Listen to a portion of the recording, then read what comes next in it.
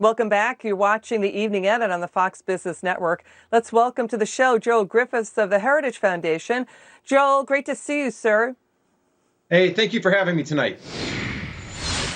Hey, Joel, the president's saying it's going to be the toughest decision ever of his career to possibly open the country May 1st. Do you think we'll be ready by then?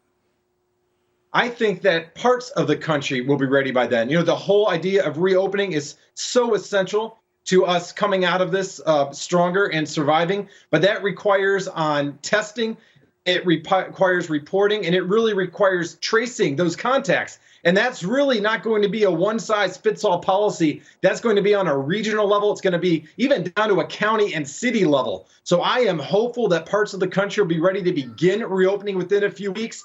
And hopefully, as this epidemic peaks, we can see that spread across the country in terms of reopening throughout the rest of the springtime. It is such a tough call because you need an economy to pay for public health, to pay for the EMT workers, to pay for the 9/11 operators, for our firemen and cops. You know, so here's the forecast out of JP Morgan Chase. They're seeing at least 25 million people out of work by the end of the month. The GDP could contract by 40%. Are you seeing sufficient information coming out of all levels of government on testing, on vaccines, and on drugs? Do we know when the vaccines will be ready, when the drugs will be ready, when the tests will be ready? We understand more than 2 million tests have been done, but still people are feeling there are bottlenecks and delays in testing. The American people are tired. They're exhausted. They want information. What do you see? Yeah, there have been delays on testing. That, too, can be a regional issue. There have been delays on getting those reports, and that's so essential because if someone knows that they're sick, even if they're not showing symptoms, most people, because they have common sense, they'll stay home and they'll avoid infecting people. But when you've come into contact somebody that you think has it and you want to make sure that you don't have it and you have to wait those few weeks, that's lost time. So it is essential that we go ahead and build that testing capability. We saw a lot of bottlenecks early on because we had bureaucracy that wasn't permitting other types of testing kits, that wasn't permitting private labs to actually operate. We've seen some of that resolved. So I'm hopeful that going forward, the testing situation, those bottlenecks will be much fewer. And really, if we want to be able to allow Main Street to open up again, which is so essential, as you mentioned, the unemployment, we have seen over 10 million jobs wiped out in just a few weeks. We've given up the gains that took years to acquire. If we want to go ahead and get those jobs back, bailouts themselves or unemployment benefits or even loans to small businesses, that doesn't do the trick. We have to make it so people can go and work and produce and actually engage in commerce. Yeah, we want to see how many are immune as well. That's why you need testing, because here's the information coming out of Oxford University. Oxford University is estimating maybe 40% to 60% of the UK has already been infected, and many already have immunity. They're saying that of Spain and other countries in Europe as well. You know, so that's the issue, Joel. I mean, we've seen the initial fatality rate go down from 2.2 million to 240,000 to now 60,000.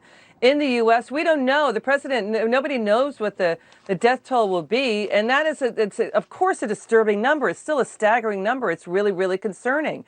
But, you know, the testing is so key. We know that New York State and the region of New York and Connecticut, Pennsylvania, New Jersey are talking about rolling out testing, other parts of the country as well. Whose model do you think works the best here when it comes to testing? Should you get tested at your job?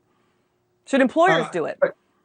But I think that if we have more testing available so that even if you're not sure you even have the right symptoms that you can get tested, that's going to go a long way. Because even if we have states and cities say, okay, you can open back up, you can go back to work, you can shop. If people are scared for their lives to go out because they don't know how prevalent this virus is and whether or not they have the antibodies, people are going to hesitate to leave even once they have permission. So this is not just an issue of government saying, all right, get back out there. This is an issue of people feeling safe to do so. And that's why we're trying to hammer home that point. You've got to be able to test. You've got to be able to actually get those test results back quickly. And you got to be able to trace who you've come in contact with so we can restore confidence so that governors and mayors feel comfortable opening up their cities and so that people like you and myself, we feel comfortable actually getting back out there.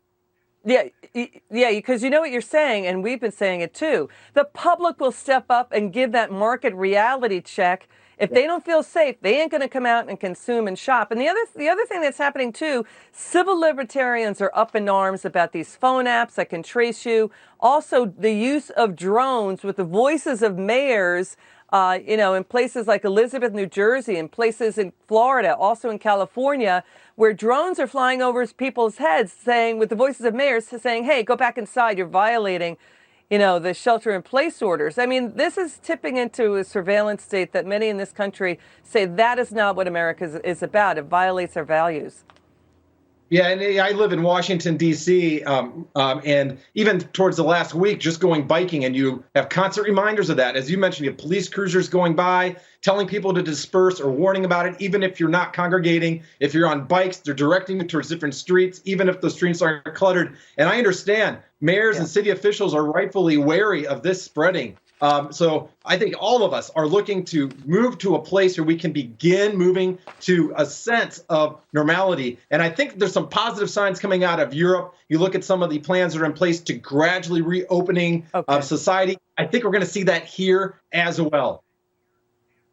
Yeah, that's true. Certainly many countries in Europe are already talking about reopening. Joel, great to see you. Thanks so much for joining us. Really appreciate it. All right. Thank you, Liz.